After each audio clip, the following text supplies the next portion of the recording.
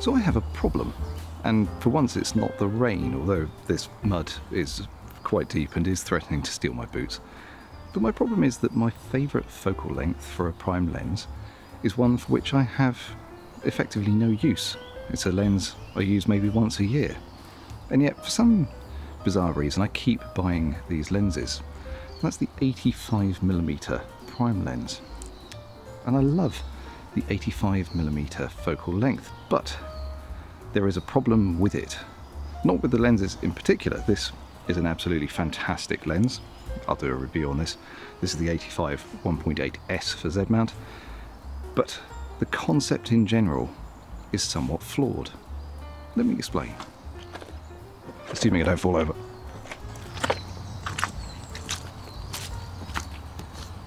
Now, one question that clearly needs to be asked is, why would I keep buying a type of lens for which I have no real use? And it's an excellent question. I might just be a moron.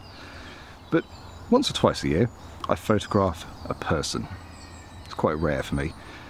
I don't really like photographing people, but when I do, I want to get nice photos. And an 85mm prime is brilliant for that. It allows you to sort of just concentrate on taking the photos because it's a prime lens. You don't have to worry about faffing around with focal length. And it's got a very pleasing effect for people portraiture. Note people, because if you want to use this lens for, say, photographing your cat or dog, it's kind of useless. And this makes it a very specialised lens, not just because I obviously want to use it to photograph my cat, but it's not as flexible as its wider stablemates from standard prime lenses. What is it about the 85mm in particular that makes it the most specialised of the standard primes? And I'm going to consider it a standard prime.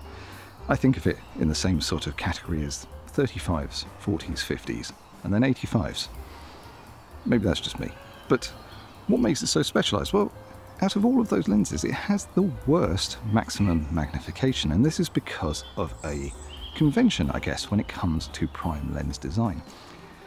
I'm assuming there's a reason behind it, but typically for prime lenses, their minimum focus distance is 10 times their focal length. So for a 50, it's typically 50 centimetres. And this is measured from the sensor plane.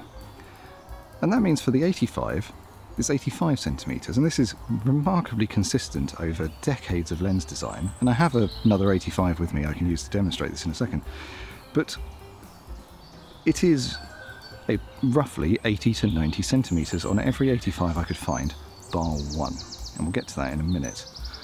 But because of this, it means wider lenses actually have better magnification at close distances.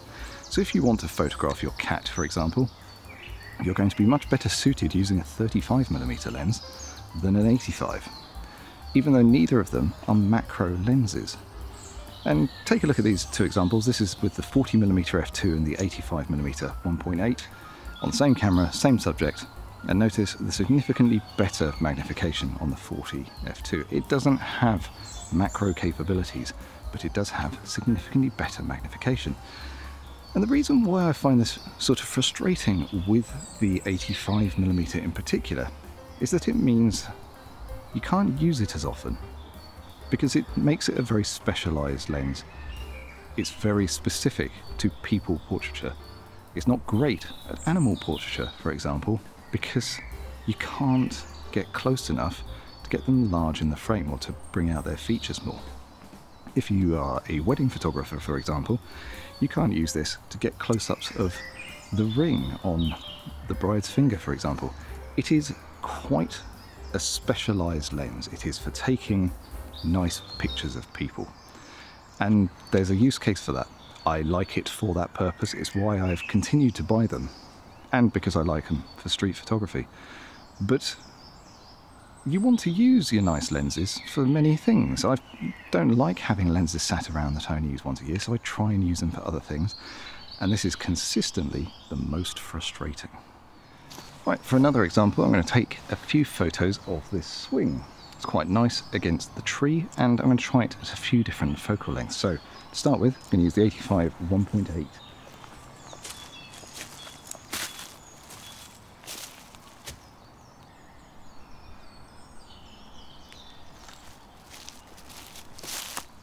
Now second up, I'm going to use this Olympus 85 f2. Nice old lens, impossible to get in focus. So I'm going to try it at f2, but this might be at f4. We'll see.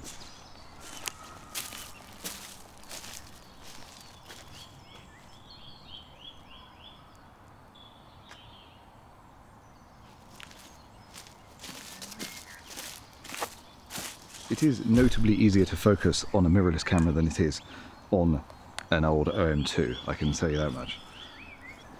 And finally, the 40mm f2.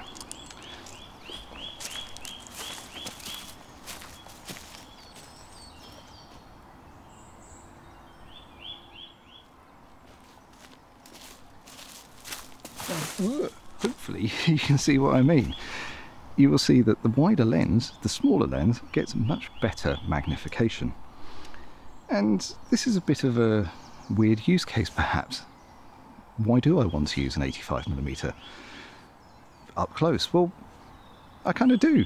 It's just something that I noticed over having owned quite a few of them and seemingly always getting rid of them again because I don't find them as useful as I find something like this. And yes, ultimately, I kind of categorise the 85mm lens as a bit of a luxury purchase for me. It's obviously different for everybody, but because I find it less useful, it tends to sit on a shelf a lot. It's not a do everything all day lens, like something like the 40 f2 is, even though I would prefer that longer focal length because that's just more comfortable to me. They tend to sit on a shelf until I eventually get rid of them for something that I'm going to use more often. And that's a bit of a shame. So what do you do if you want the sort of use cases or effects of the 85mm prime, but you want it to be more generally useful? Well, you could swap to the Canon RF system, because Canon actually make an 85mm f2 macro. Seemingly a unique lens. I have not come across anything else like this. If you know of another one that has close focusing capabilities, do say so down in the comments. I'd love to know. But it is quite a unique lens. It has some downsides though. It's nowhere near as sharp optically as this lens, for example, and this is a brilliant performer. It's a very, very good lens. But it has some other issues too, like it has quite slow autofocus. It has a very long focus throw, which is good for macro, but it's somewhat frustrating in other uses. And it isn't weather sealed like seemingly all of the cheaper Canon lenses, and that's becoming increasingly unjustifiable in my opinion, considering every other manufacturer is able to put out weather sealed lenses at cheaper price points. But what other options are there? What are the options for different lens mounts? Well, you can get a Sigma 90mm f2.8. And this is where things start to trend away a little bit. All of these other lenses tend to be smaller maximum apertures. So I don't know if it is a limitation in terms of lens design. Maybe it becomes impractically large if you need something to be very bright and also have close focusing capabilities. But the Sigma 90 f2.8 is very interesting. It's a very compact lens and it has quite close focusing, but it's still not even technically a macro lens. But when it comes to macro lenses, well then you've got a lot more in terms of options. There's the Panasonic 100 f2.8, which is a really compact, good prime lens. That, in my opinion, it makes more sense right now than buying an 85 1.8. Unless you really need that extra stop of light, the ability of that lens to focus ridiculously close and yet still be a compact prime lens is kind of unrivaled. There are many other options when it comes to 100 or 105mm prime lenses that are also macros. There's a lot on the market and they all focus significantly closer. They're not that dissimilar in terms of focal length to an 85, and I've noticed that this seems to have been a bit of a trend with people like wedding photographers lately, because they can use them to take close photographs of details in the scenes, things like the rings, that sort of stuff. And that is very, very useful. So it's a bit weird, in my opinion, that the 85mm is still so unchanged. Is it just tradition? Is there an optical reason for it?